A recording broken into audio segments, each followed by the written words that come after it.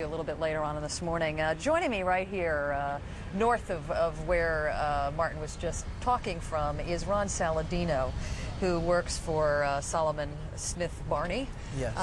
Welcome. Tell us where you were when both of the World Trade Centers were struck. I was on the 28th floor of number 7 World Trade, working in the southeastern corner. Okay, now for folks who aren't familiar with New York, building number 7, or number 7, was in fact the building that collapsed much later in the day. Yes, around 6 yesterday evening. Did you see either one of these planes slamming into the North Tower or South Tower? No, I didn't see any of the planes. What did you hear? At around 8:40, you heard a tremendous explosion, followed by what felt like an earthquake rumble. After that, immediately we looked towards the southern window and saw debris of building parts, glass, and metal shattered to the ground. And what did you do? First I was stunned. I didn't know what to do. I had maybe one breath of air in the whole action.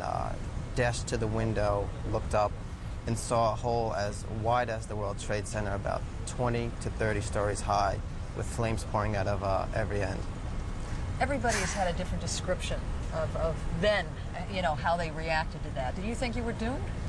At that point, I didn't know what to think. I was scared for my life. It's something you hear about in other countries, but you don't really know what it feels like till it actually happens, you know, in the city you work and the building right next to yours. So tell us what happened from that point on. From that point on, everyone seemed to be in awe, just staring at the giant hole in the Northern World Trade Center. We seemed to see bodies fly out of the window minute after minute in free fall, 2, 3, 4, maybe 5 seconds, down to the death at the bottom. Some of those folks were jumping from the windows because they were trapped. Some of them just forced out by the pressure of the explosion. Mm-hmm. So you're watching this from the window. You're absolutely. not thinking, I'm going to get out of this building, because this building, if one of these other ones collapses, is going to be a gon or two. Mm-hmm. At first, are you surprised that you stood there and watched this thing rather than say, hey, I'm getting out of here? Well, looking back at it now, it was just a blur in my memory. Eventually someone did say, let's evacuate and let's get downstairs. And initially, once that clicked in my head, I knew to, you know, run to the stairs and run downstairs as quickly as possible.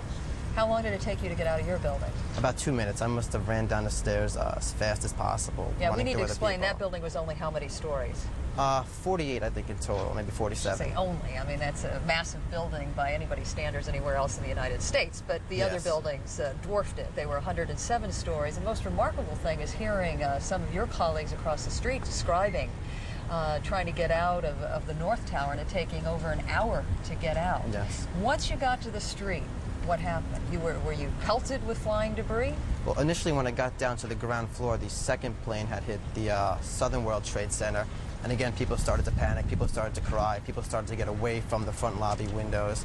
After that, security guards then pushed people down the escalator, around the back entrance, and up towards Greenwich Street, getting people as north as possible away from the incident. And once again, a lot of folks might not be familiar with the geography of the city, but once you arrived at Greenwich Street, which is not too far from there, did you see either one of the buildings collapse? Yes, I did. About 10 to 20 blocks up, I stopped to catch my breath. I turned and looked around, and the Southern World Trade Center began to just buckle, about 50 consecutive bangs, and it fell down like a waterfall. And after that, there was chaos in the streets. People didn't know what to believe. Were people screaming?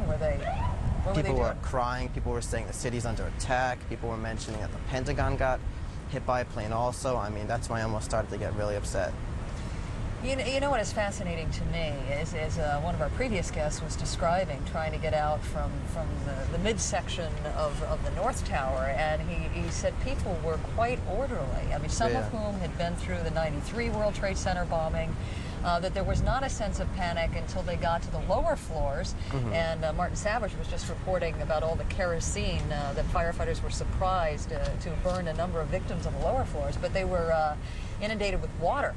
A lot of the sprinklers had gone on the building, and that was the point at which I think people realized they were in trouble. Martin, I'm going to ask you to assist me here.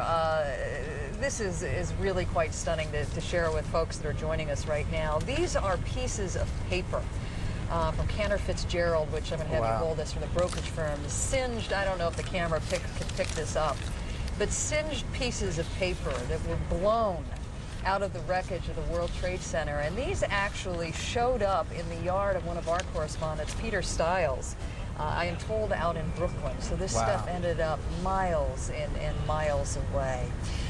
What do you know about the safety of any of your friends that have worked in the other two buildings? Are you missing friends at this point, missing colleagues? As of now, I had no friends or coworkers who worked in number 1 and 2. There actually was an individual who worked on my floor that was hurt. He actually fell and broke his leg, but I found out that he's safe and okay with family and friends. So everyone else who I know of is safe. You're a very lucky man, and I hope that ultimately you can erase some of these horrific images that you've shared with us this morning. Thank you, Ron Saladino. Thank you. Appreciate your time. Time to go back to Atlanta. Miles is standing by with some more news.